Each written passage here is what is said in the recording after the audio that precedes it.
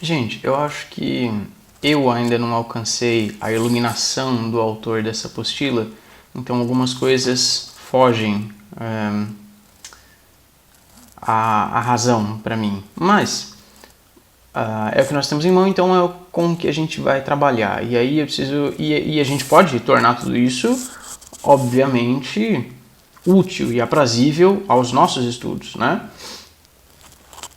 Vamos trabalhar da melhor maneira possível com o que a gente tem. Então, por que eu estou dizendo tudo isso, né? O nexo lógico que foi estabelecido na apresentação dessa postura de vocês foi por assuntos, né? Mais por tópicos do que em ordem cronológica. Então, esse ano a gente começou estudando no primeiro bimestre Iluminismo e Independência dos Estados Unidos, e é importante que vocês saibam quando essas coisas aconteceram. O Iluminismo tem lá os seus primórdios já desde o século XVII, séculos XVII, XVIII. A independência dos Estados Unidos foi no finzinho do século XVIII, 1776. Aí a gente passa para a Revolução Francesa, que aconteceu em 1789, um pouquinho depois da independência dos Estados Unidos. Também influenciados, também inspirados pelos ideais iluministas do século anterior. E essa Revolução Francesa, que começou em 1789, se estendeu por mais 10 anos, foi terminar em 1799, com o início da Era Napoleônica, de 1799 a 1815, que foi também assunto de estudo do nosso primeiro bimestre.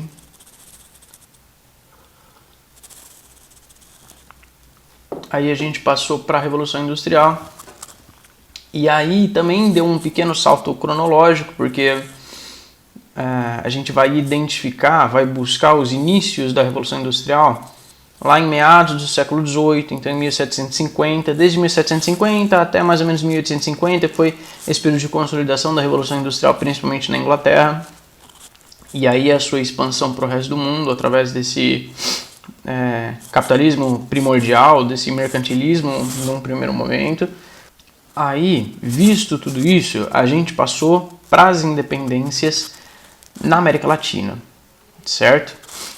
E é claro, faz muito sentido a gente ter estudado a Revolução Francesa e a Era Napoleônica antes, porque esses eventos tiveram grande importância nas independências na América Latina, né? Foi por causa, em grande medida, daquelas turbulências na Europa que o sistema colonial aqui desmoronou. A gente viu a importância que teve a invasão napoleônica à Espanha, em Portugal, quer dizer, principalmente na Espanha, nos assuntos que a gente acabou de tratar, né? E mesmo aquela sucessão da coroa francesa mesmo, e o impacto que isso teve na Revolução do Haiti, que era uma colônia francesa. Então, nesse mesmo contexto, é importante que vocês tenham uma noção do tempo em que essas coisas aconteceram, tá?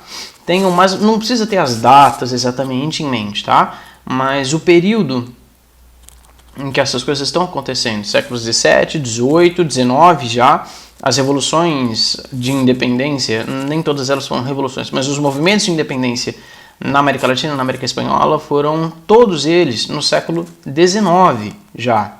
Mesmo o Haiti, que foi a segunda independência nas Américas, já foi no século XIX, foi em 1804. E aí, então, dali para frente, todas elas se deram ainda dentro desse século XIX. A gente viu que a mais distante, com maior lapso temporal, que eu até fiquei meio assim de tratar já nesse momento, foi Cuba, que foi lá no fim do século XIX, e a gente está mais pro começo dele agora. Mas então a gente viu que a maioria delas foi lá no início do século XIX, nos 20, 30.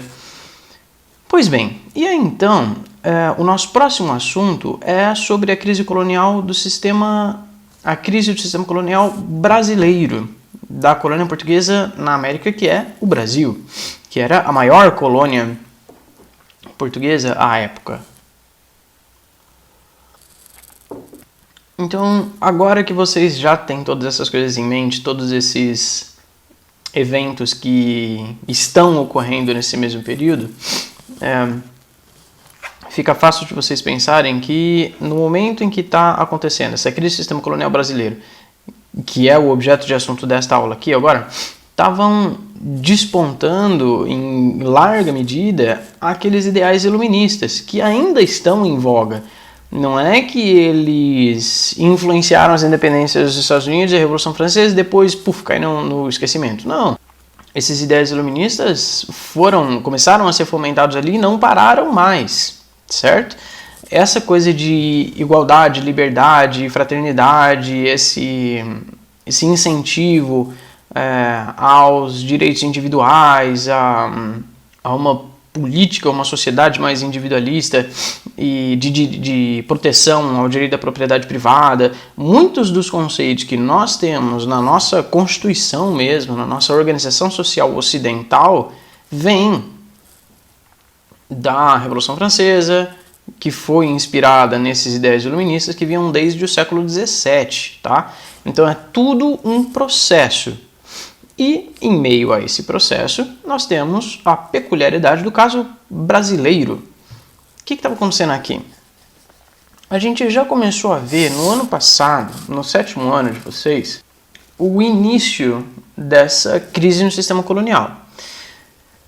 Os problemas que foram se manifestando e a maneira como eles explodiram, a gente viu que se deu por uma série de conflitos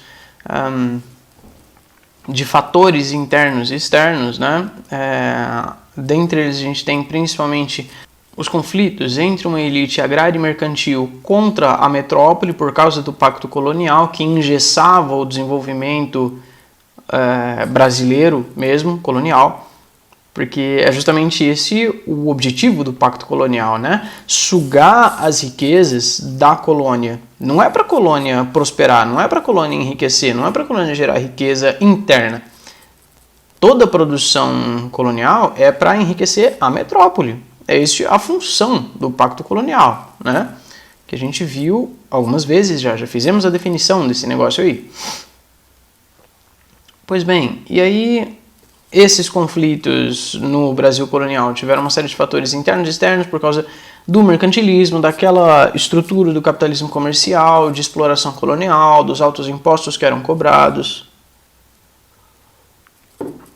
E as principais manifestações dessas contradições, desses conflitos, se deram na revolta de Beckman, em 1684, no Maranhão. 1684, gente, é finzinho do século XVII, tá? Tenho esses períodos em mente. Aí a Guerra dos Mascates, que foi já no século XVIII, em 1711, em Pernambuco. Aquela guerra lá, aquele conflito entre Olinda e Recife, entre os grandes fazendeiros e os comerciantes, lembram? Teve também a sedição de Vila Rica, também conhecida como a Revolta Felipe dos Santos, que teve lugar em 1720, em Vila Rica, em Minas Gerais. Vocês lembram? A gente já conversou sobre todos esses assuntos, todas essas coisas. E aí a gente já enxerga as contradições, os problemas do sistema colonial português na América. Sistema colonial brasileiro, portanto, do Brasil colônia, as revoltas no Brasil colônia. Uma série de revoltas generalizadas de vaqueiros e tropeiros para evitar os impostos abusivos. Então eles abriam estradas alternativas para fugir do fisco real e eram ajudados mesmo pela população local, que se beneficiava com isso também. Eram eles próprios vaqueiros e tropeiros, né? Então a gente teve esse primeiro momento das revoltas coloniais que se estendeu desde fins do século XVII a meados do século XVIII. Então a primeira delas foi a revolta de Beckman, lá em 1684, e a sedição de Vila Rica em 1720, anos 20 do século XVIII. Aí, um momento crucial para o entendimento dessa crise do sistema colonial brasileiro que a gente vai estudar, que é objeto de estudo dessa unidade de vocês, é a Era Pombalina. O que é isso, Era Pombalina? Eu acho que a gente até conversou, mencionou, né? Não chegamos a falar com maior profundidade sobre esse cara, mas em meados do século XVIII, na realidade, exatamente na metade do século XVIII, em 1750, foi eleito o o rei de Portugal chamou para compor a sua corte, a sua administração, o Marquês de Pombal, que ficou de 1750 a 1777. Foram 27 anos, quase 30 anos aí. Porque o reino estava numa decadência, estava numa crise econômica e precisava angariar fundos, levantar uma grana para saldar suas dívidas, enfim, se restabelecer, né, economicamente. E então, 1750, a gente está falando ainda desse período colonial. Essas revoltas estavam entre 1700, 1710, 20, 30 e 1750. Então, o Marquês de Pombal sobe ao poder lá na Europa, lá em Portugal, né, para administrar as colônias portuguesas, dentre elas o Brasil, aqui na América. Então, vão acompanhando essa linha do tempo, 1750 a 1777. Em 1763, a capital ainda era Salvador, na Bahia. Só que, em 1760, nós estamos em meados do século XVIII. Que foi que aconteceu de muito importante aqui no Brasil no século XVIII? Que a gente falou bastante também no ano passado. Que figurou, inclusive, como objeto de discussão de revoltas de algumas desses movimentos que eu mencionei. O ouro, a descoberta do ouro em larga escala. Então foi a era do ouro aqui no Brasil, século XVIII, principalmente, na qual ele ascendeu e declinou dentro desse mesmo século, né? Estourou, foi um boom no final do século XVII, início do século XVIII, mas de meados para frente do século XVIII já estava declinando. E isso vai figurar como um grande problema para o pessoal aqui, né? Então, para ficar mais perto das minas de ouro, dessa produção de ouro que se dava principalmente no Sudeste, em Minas. Aliás, é por isso mesmo que o estado ganhou esse nome de Minas Gerais, né? A capital mudou, foi transferida de Salvador para o Rio de Janeiro em 1763, meados do século XVIII, portanto. E a capital permaneceu no Rio de Janeiro até meados do século XX, quando ela muda para Brasília, onde está até hoje, onde está até agora. E teve também uma série de motivações políticas, né, que não foi simplesmente porque, não, vamos modernizar a capital, vamos fazer um lugar mais da hora aí. Mas isso a gente vai conversar bem mais para frente no momento oportuno. Enfim. Então, em meio a tudo isso, é importante que vocês vão somando essas características, tá? Nós estamos caminhando ao longo do século XVIII, meados do século XVIII, o Marquês de Pombal toma a administração das colônias portuguesas, e aí ele muda a capital de Salvador para o Rio de Janeiro, para ficar mais próximo das minas, e depois disso, mais para o fim desse século XVIII, a gente também estudou a Conjuração ou Inconfidência Mineira, em 1789, e a Conjuração Baiana, quase 10 anos depois, em 1798, que tiveram suas causas em particular, que nós já conversamos. Pois bem, então, posto esse panorama geral, a gente entra especificamente, com maior profundidade, nessa era pombalina que se estendeu de 1750 a 1777. Quem que era esse cara? A gente falou que ele era um déspota esclarecido. E a gente viu também melhor esse conceito de despotismo esclarecido lá com o Iluminismo, que a gente viu no início desse ano. Quem eram os déspotas esclarecidos? Eram os reis absolutistas autoritários que lançavam mão de ideais iluministas para melhorar a sua administração. Da razão, da liberdade, não sei o quê.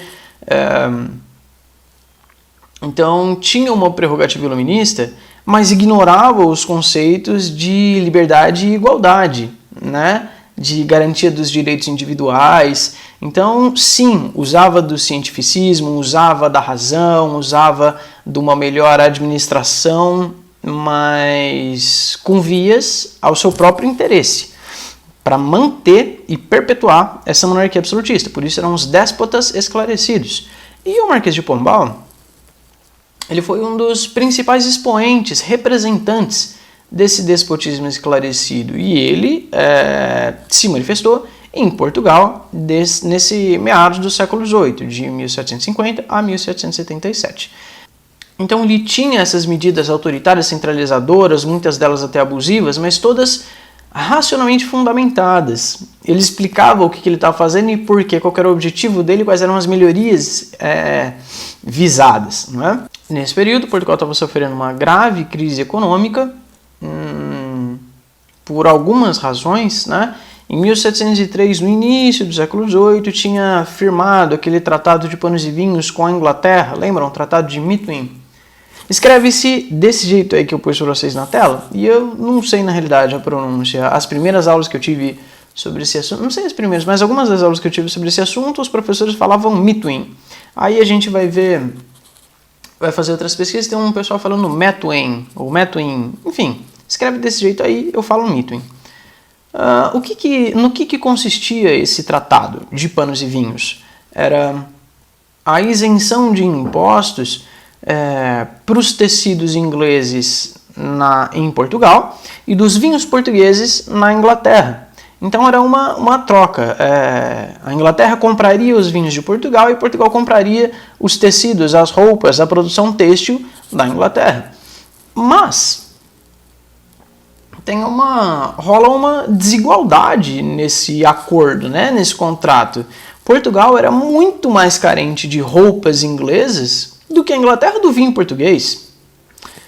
E, bom, a Inglaterra atingiu seus objetivos com isso. Portugal ficou economicamente dependente da Inglaterra. E isso acarretou em consequências mais danosas mais para frente. E começou a lançar Portugal nessa crise econômica na qual ela se encontrava em meados do século XVIII, que é o nosso período objeto de estudo aqui nesse momento. Portugal também já estava enfrentando uma crise na produção açucareira desde meados do século anterior, desde 1650 mais ou menos, por causa da ocupação holandesa no Nordeste brasileiro, desde mais ou menos 1624 a 1654. Então eles ficaram por 30 anos aqui e deram um golpe duro na produção açucareira brasileira. E a gente também viu com maior profundidade esses assuntos todos. Então é meio que a gente está coletando essas informações que nós já temos e botando elas numa linha do tempo, de modo que elas façam sentido para a gente, tá? Para poder avançar. E quais foram as consequências dessas coisas, né? Então o Portugal estava numa crise econômica pesada por causa desses fatores aí. E então, desde fins do século XVII, início do século XVIII, descobrem ouro, da hora, em São Paulo, Minas Gerais. Primeiro em menor quantidade, depois uma quantidade absurda. Tanto é que houve uma imigração muito grande, um crescimento populacional desproporcional para a época. E a região das Minas passou a ser super movimentada, super lucrativa, super rentável e tal. Só que tem uma questão, né? Essa ascensão vertiginosa do ouro tem um porém que não foi observado. Ouro não é uma planta, não é uma árvore.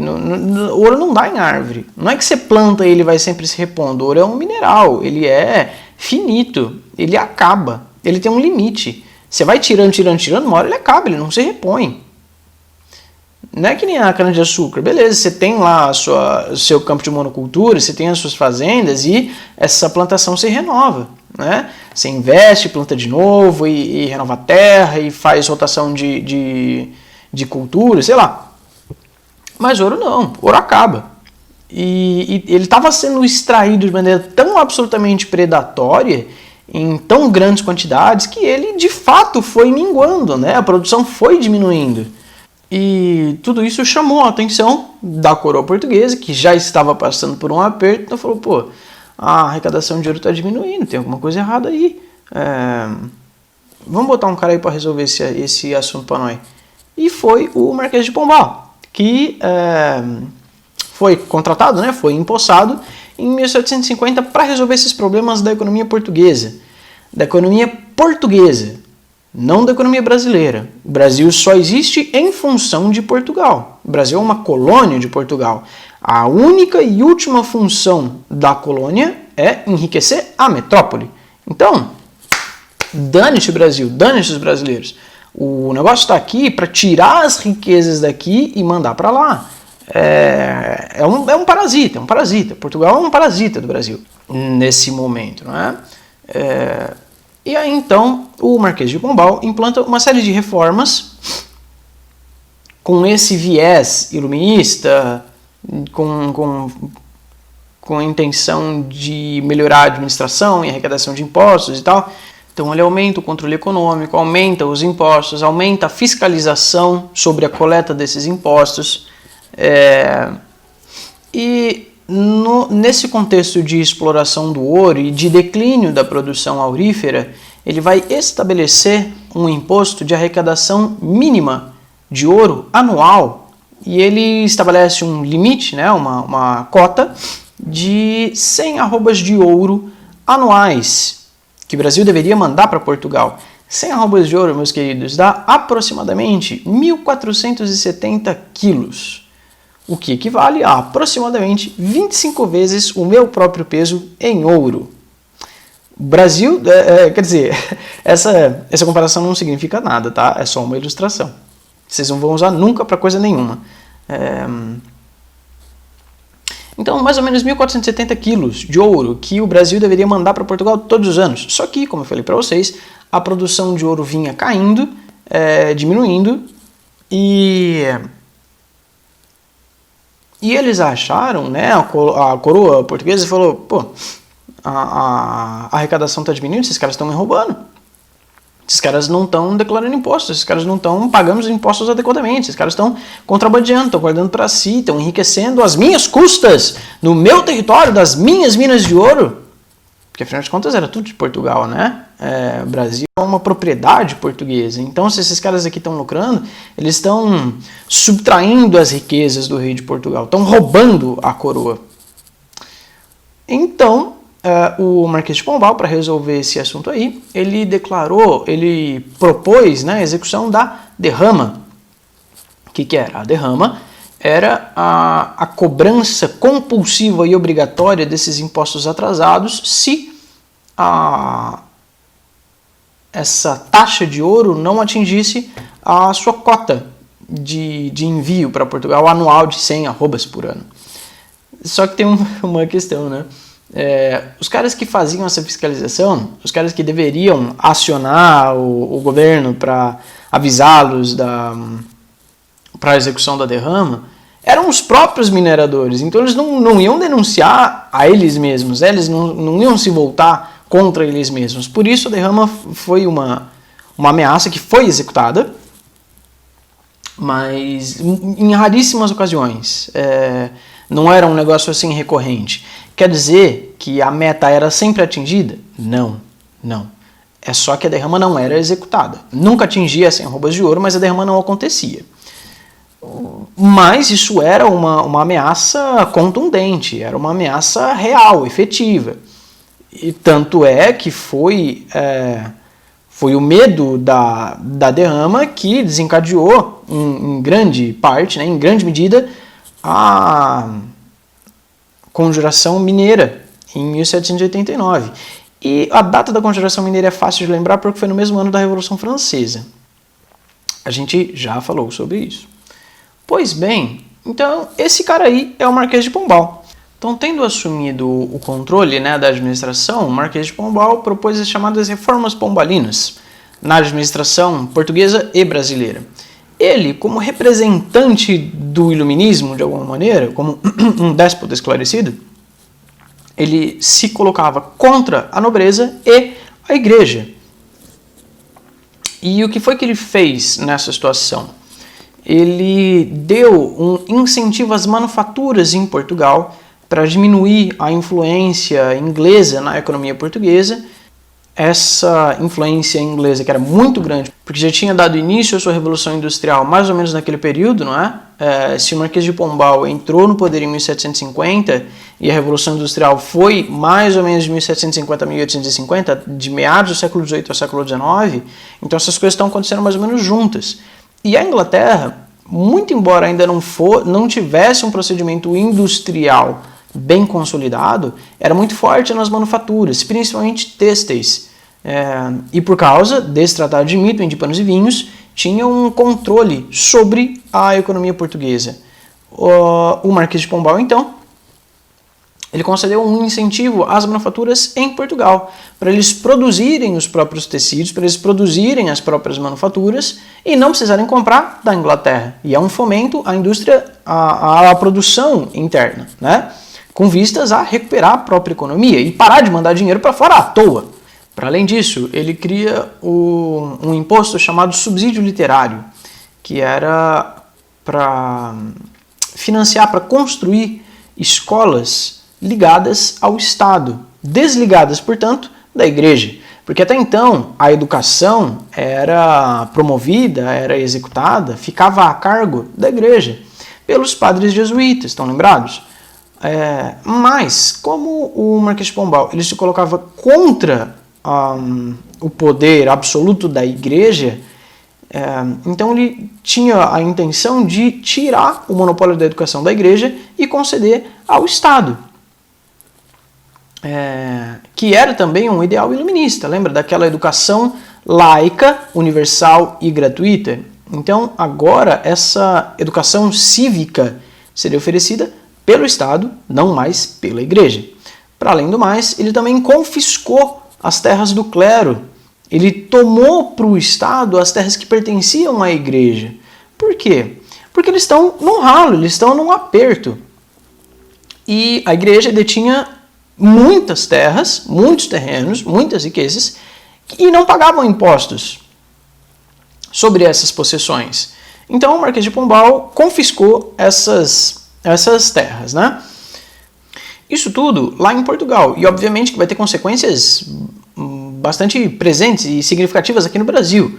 Aqui no Brasil, ele incentivou a produção de algodão no norte para suprir a indústria inglesa. Era matéria-prima para a indústria têxtil. Então, produzindo algodão aqui, eles podiam vender algodão para a Inglaterra, que iam fazer suas manufaturas, e aí eles iam comprar, enfim, ia pelo menos participar desse comércio, né? Porque a Inglaterra produzia o seu próprio algodão, tinha algodão e lã para a indústria têxtil, e importava também das Américas, mas das suas próprias colônias na América, que só veio a se tornar independente uns 20 anos depois, em 1776. Aliás, olha só que coisa, se o Marquês de Pombal saiu da administração em 1777, foi um ano depois da independência dos Estados Unidos, em 1776. Interessante vocês terem esses eventos nessa linha do tempo e encaixando os personagens delas.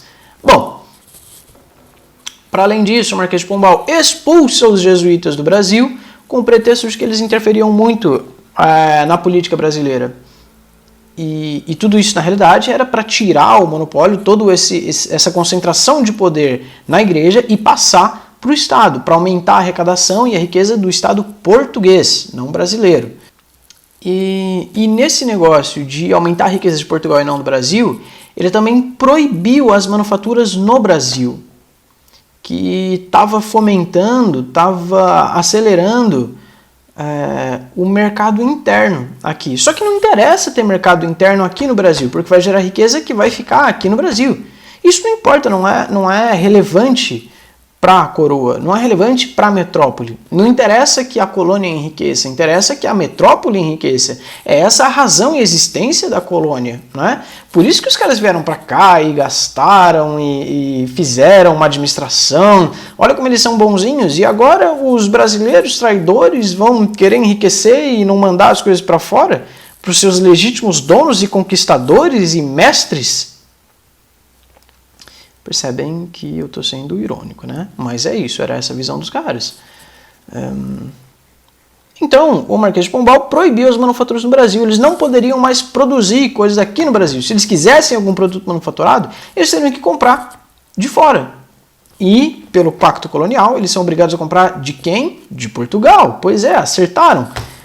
Mas Portugal também não tem uma indústria muito bem consolidada, não é muito forte nas manufaturas, que eles compravam da Inglaterra. Então eles compravam na Inglaterra, pelo preço que a Inglaterra vendia, né? E vendiam para o Brasil, pelo preço que eles mesmos estipulavam, pelo pacto colonial. Então, essa população brasileira tá ficando com o saco cada vez mais cheio, né? Pô, esses caras estão me tirando, hein? Vai aumentar imposto, vai me proibir de fazer manufatura, vai ficar me apertando aqui com fiscalização dá licença, né? E tinha ainda a implementação, ou a ameaça de implementação da derrama, que foi para fiscalizar, para ter um controle maior sobre a arrecadação do ouro, que gerou os problemas que nós vimos ali mais para frente na Conjuração Mineira e depois nessa construção do herói do Tiradentes, que veio uns 100 anos depois. Quer dizer, o Tiradentes foi na Conjuração Mineira efetivamente, né? A construção do Tiradentes como herói, aí ela foi efetivada uns 100 anos depois, só com a proclamação da República, lá em 1879, mas isso é assunto para uma outra conversa. Pois bem, então, posto todo esse contexto, vocês têm as ferramentas, vocês têm o ferramental teórico para fazer uma linha do tempo melhor baseada, melhor fundamentada, não é? Recuperem aquelas histórias que a gente estudou no ano passado, dessas revoltas no Brasil colonial, e tentem encaixá-las nessa linha do tempo, daquela que eu mencionei no começo do vídeo. Se tiverem dificuldade ou dúvida, assistam de novo aquele começo e escrevam, anotem.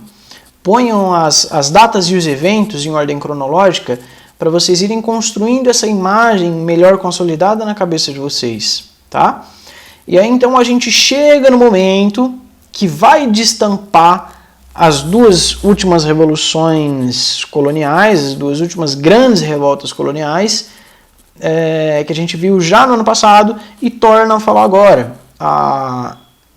Que é geralmente chamada de Inconfidência Mineira, mas também pode responder pelo nome de Conjuração Mineira, de 1789, e uns 10 anos depois, da Conjuração Baiana.